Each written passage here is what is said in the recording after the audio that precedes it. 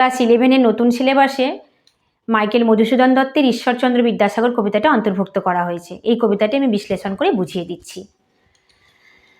বিদ্যাসাগর শুধু বিদ্যার সাগর নন, তিনি দয়ার সাগরও, তোমরা সকলেই জানো। এবং কবি মাইকেল মধুসূদন দত্ত জীবনে অনেকবার ঈশ্বরচন্দ্র বিদ্যাসাগরের সান্নিধ্য পেয়েছেন, তার কাছ থেকে আর্থিক সাহায্য পেয়েছেন। এই কবিতায় তিনি বিদ্যাসাগরের স্তুতি বা বন্দনা করেছেন।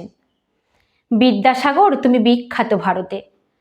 কবি মাইকেল মধুসূদন দত্ত বলছেন যে তুমি বিদ্যাসাগর নামে ভারত বিখ্যাত। করুণার সিন্ধু তুমি, তুমি করুণার সিন্ধুও।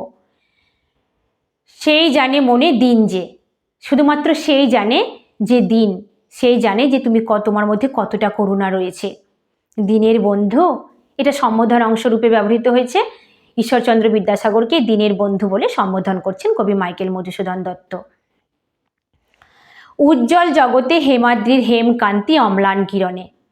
হেমকান্তি মানে হচ্ছে সোনার শরীর, অম্লান কিরণে মানে হচ্ছে সূর্যের অম্লান রশ্মি পড়ে, হেমাদ্রি মানে হচ্ছে হিমালয়, হিমালয়ের ওপর সূর্যের অম্লান রশ্মি পড়ে যেমন করে সোনার মতো চকচক করে, কিন্তু ভাগ্য বলে পেয়ে সে মহাপর্বতে যে জন আশ্রয় লয় সুবর্ণ চরণে, সেই জানে কত গুণ ধরে কত মতে গিরিশ।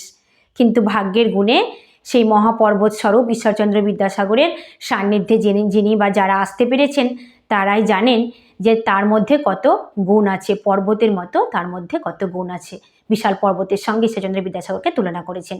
এবং সেই সঙ্গে সঙ্গে তিনি আরও বলেছেন, দানে বাড়ি নদীরূপে বিমলা কিঙ্করী।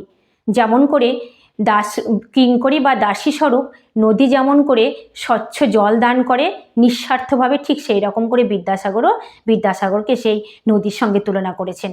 এবং দীর্ঘশির তরুদলের সঙ্গে তুলনা করেছেন। যোগায় অমৃত ফল পরম আদরে দীর্ঘশির তরুদল দাস রূপ ধরি। যেমন করে দাস রূপ ধারণ করে বৃক্ষেরা অমৃত ফল যোগান দেয়, ঠিক সেই রকম করে বৃক্ষের সঙ্গে তুলনা করেছেন ঈশ্বরচন্দ্র বিদ্যাসাগরকে। এইভাবে তার স্তুতি বা বন্দনা করেছেন।